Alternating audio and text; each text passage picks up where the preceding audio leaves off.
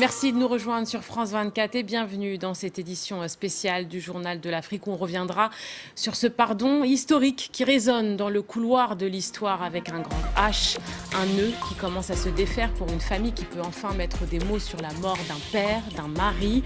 Emmanuel Macron a reconnu que la France était responsable de la mort de Maurice Audin, que c'est un système d'État qui a causé la mort de ce mathématicien communiste, soutien des Moudjahidines et de l'Algérie indépendante. Ce 11 juin 1957, l'armée française vient le chercher à son domicile à Alger. Il ne donnera plus signe de vie. Plus de 60 ans que sa famille voulait la vérité. Nous reviendrons dans cette édition sur cette journée, cette déclaration historique du président Macron. On va tout de suite voir justement un extrait de l'enquête que vous avez menée, Narimen. Elle a été diffusée sur notre antenne. C'était en mars de cette année.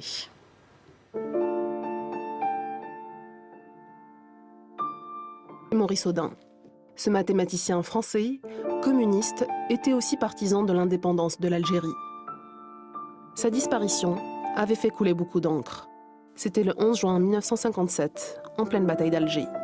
Il avait alors 25 ans et était père de 3 enfants. Maurice Audin a été arrêté à son domicile par des parachutistes qui l'ont emmené dans un centre de détention qui était le centre d'El Biar. Et là, ils l'ont interrogé et soumis à des tortures. Ce sont les faits établis. Une nuit qui restera gravée dans la mémoire de sa femme.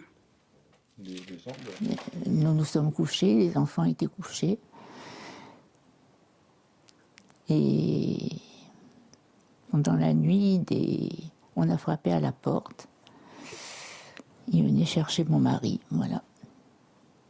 Donc ils l'ont emmené. Et puis, on ne l'a plus revu.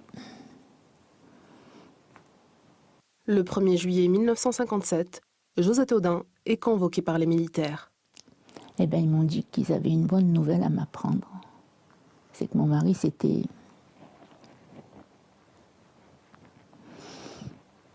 Bon.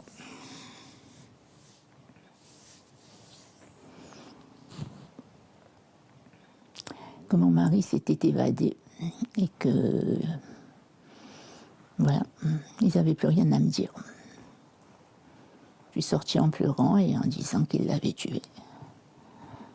L'évasion, une thèse qui a prévalu jusqu'en 2014. C'est François Hollande qui y met un terme en déclarant que Maurice Audin était mort lors de sa détention. Autre élément qui relance l'affaire, le témoignage en février dernier d'un ancien appelé qui pense avoir enterré Maurice Audin.